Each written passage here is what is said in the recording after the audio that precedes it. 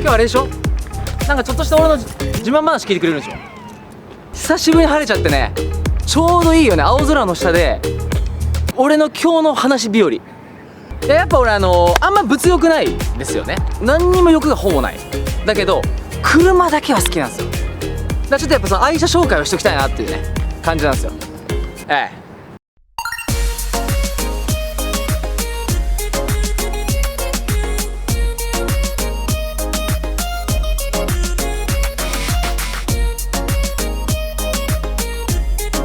はい、ズドンこちらです。そうなんですよ。車種はこれは、ランボルギーニウルスっていうランボルギーニの初の4駆で出た車で、元は真っ黒だったんだけど、元の車の上にシートを貼って、したらその元の中も傷つきにくいし、しかもそのオンリーワンのものができるっていうね。でシートも貼って、これエアロっていうんだけど、このエアロもつけて、ホイールも変えました。これもホイールも特注です。でもう一個こだわりはこのマフラーですね。マフラーがナチュラルなウルスって割と静かなんですよ。でもやっぱこういうスーパーカー系に乗る人ってまあ目立ちたがり屋じゃん、どう考えても。だからちょっとマフラーの音もちょっとこう迫力出るようにして。でそのモザイクみたいな柄も最初なかった。モザイクって言い方悪いけどね、これもなかったよ。これ別にモザイクカラーじゃないから。4歳か5歳ぐらいの時に、当時まだ生きてた親父と一緒にね、実家に住んでた時にこう駄菓子を買いに行こうとね、大通りを渡ったら真っ赤な車が止まってたんですよ。銀行の前にフェラーリが止まってたわけですよ。4歳とか5歳だからそこまでわからないじゃない、車のことなんて。ただやっぱ普通のそこら辺走ってる車と違うなっていう違和感はさわかるじゃん。もう中本当に舐めるように覗き込んだわけですよ。親父と一緒にこうやって両サイドに回ってかっこいいなって。親父も車大好きだよ。親父はね車ゴルフで、うちのママに聞くと、女性好きだったらしいよね。でも親父のもう俺子供だなって思うわけ、すごく。でゴルフももちろんしますしね。で女性は好きだし、メーター見たら忘れもしない320まであったわけよ、メーターがね。でかっけーと思って、俺のそのまだ4歳5歳の時点で俺絶対将来こういうスーパーカーに乗るって決めたの。で俺フェラーリに乗るぞって決めてたんだけど、やっぱその少数派好きじゃないですか僕って。東京ってすごいフェラーリ多いね、やっぱめちゃくちゃ人気でかっちょいい車だから。で初めて買おうって決めたのがランボルギーニの当時ペタンコのちっちゃいスーパーカーを買ったんですよ。でそれで銀座に脱毛行ったら週刊誌に撮られたんですけどね。ただその写真がハリウッドみたいなここロスですかみたいなかっこよさがあって飾った気がするんだよ当時ね。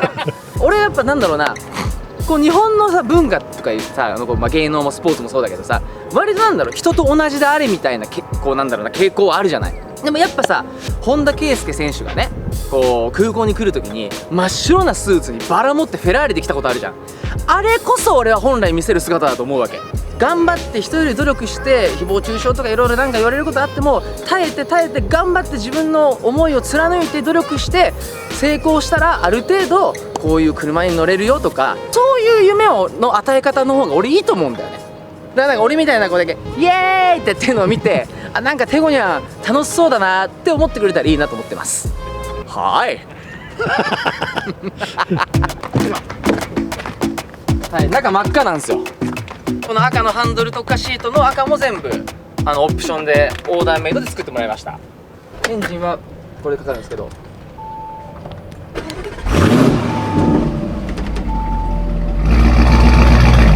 これでかかってで全部デジタルなんよ。これだからナビと別にデジタルでいろいろ冷房だったりとかシートヒーターの調整ができるんですよ。正直ね俺この車まだそんな乗ってないからね理解してない。これは街乗りモード、スポーツモード、サーキットモード、あと確か雪とか砂漠モードがある。雪砂漠は使わないけどね。だって鳥取行かなきゃいけないわけでしょ。妹綾子の故郷ね、鳥取。そういえば妹綾子カニ送るっつったら送ってくれてねえな。なんかこんな割と普通傘がある、いつ雨降ってもいいように傘がある。俺あんま基本的に傘ささない人間なんだけど、結構な土砂じゃなかったら俺ささない傘は。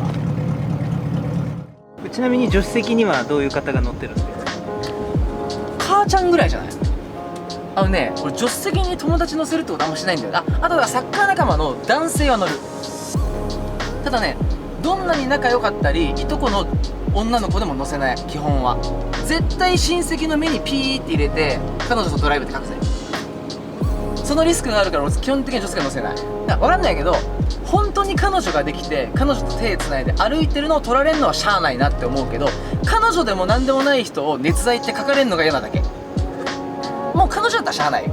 芸能人同士が遊んでたらさ、普通に友達同士なんで必ず密会になるでしょ。別に密会してねえしこっち。真実だったらしゃあないなって思う。ローンいや一括よ。普段の出費そこら辺の大学生より少ないよ。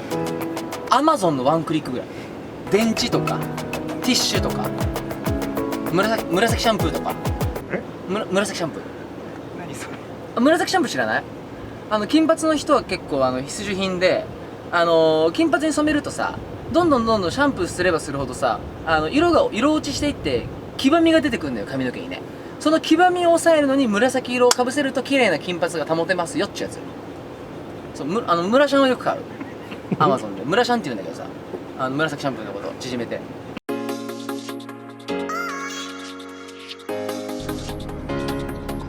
注射器がめんどくさいよね。そうだね。これがね、ここなんですよ。左ハンドルをね、一角めんどくさいところ。左ハンドルには慣れてる。左は慣れてる。右の車も持ってる。持ってるよ。母ちゃんに買ってあげる車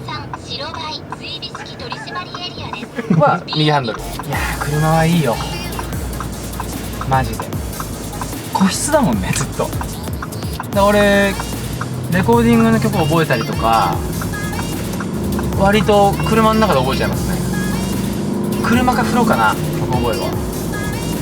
やっぱ究極の自己満だと思うよ、車って。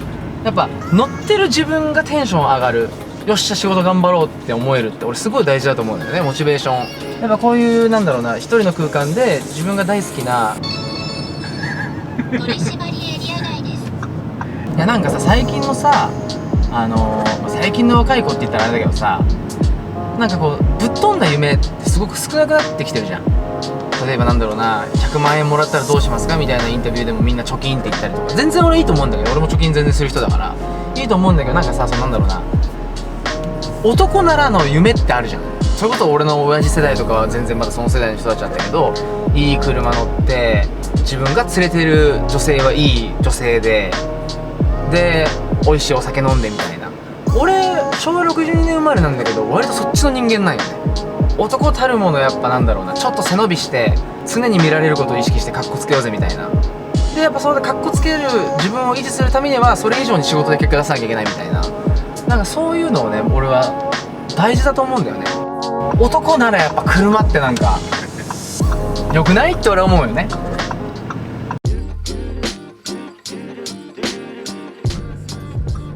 明日もそのシングルマザーの取材にフライデーでフラッシュを買ってくれるの。なんかよくない？昨日の敵は明日の友達みたいなの好きなんよね。言うなればこう俺の芸能生活を脅かすものを取ってやろうみたいな雑誌ではあったけど、でももうせっかくさエンタメでさいろいろ情報をさ人にさ伝えるっていうところは一緒なわけだから、別に手取った方がよくないって俺思っちゃうんだよね。あっちに思ってるかもね。変だなこいつ。ゲームがない。俺全然怒ってないんだよな。変なんだろうね。